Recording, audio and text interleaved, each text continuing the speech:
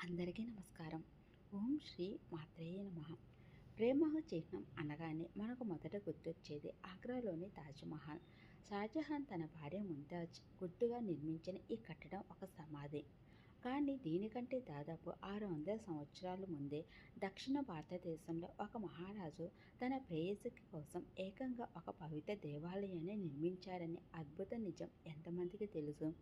అది కేవలం కట్టడం కాదు, నేటికి పూజలు అందుకుంటున్న భక్తి ప్రేమల సమ్మేళనం. ఆ ఆలయమే తమిళనాడులోని తిరువార్ త్యాగరాజ స్వామి ఆలయ పరిధిలోని పరవయార్ కోయిల్. ఈరోజు ఈ కోయిల్ గురించి తెలుసుకుందాం. చోళ సామ్రాజ్యం చిగురించిన ప్రణయం. దక్షిణ పదాన్ని ఏకఛత్రాధిపత్యంగా ఏలిన చోళ రాజులలో మొదటి రాజేంద్ర చోళుడు అత్యంత పరాక్రమవంతుడు.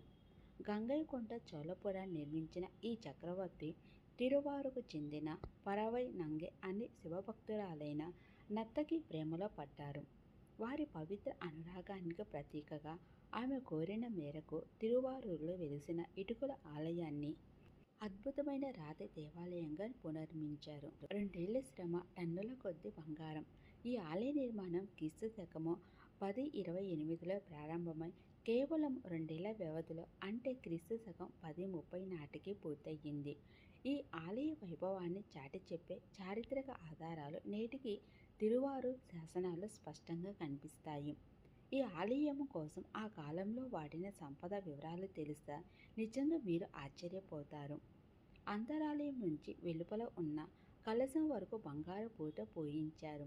దీనికోసం సుమారు 111 కిలోల బంగారాన్ని వినియోగించారు.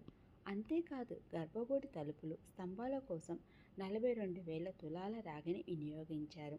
దీంతో పాటు నిత్య ధూప దీప నైవేద్యాల కోసం 28 దీపపు కుందులు, 36 వజ్రాలు ముత్యాలు పొదిగిన స్వర్ణాభరణాలు, అత్యంత అమూల్యమైన కెంపులు, పచ్చలు, వెండి పాత్రలను సమర్పించినట్లుగా ఆలయ శాసనాలను బట్టి తెలుస్తోంది. వెలుగుతున్న అఖండ దీపం. ఈ ఆలయ మహా సంప్రోక్షణ సమయంలో రాజేంద్ర చోళుడు, పరవై నంగె ఇద్దరూ కలిసి స్వామివారిని దర్శించుకొని ఒక నెయ్యి దీపాన్ని వెలిగించారు. ఆశ్చర్యకరమైన విషయం ఏమిటంటే ఆనాటి నుండి నేటి వరకు అంటే దాదాపు 1000 సంవత్సరాలుగా ఆ అఖండ దీపం నిరంతరాయంగా వెలుగుతూనే ఉందని చరిత్రకారులు, అక్కడ పూజారులు చెబుతారు. మాతృమూర్తిగా గౌరవించిన రాజకుమారులు.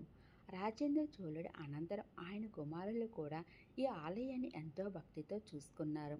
పరవై నంగెను కేవలం రాజప్రేయసిగా కాకుండా తమ మాతృమూర్తిగా భావించి గౌరవించారు. అందుకే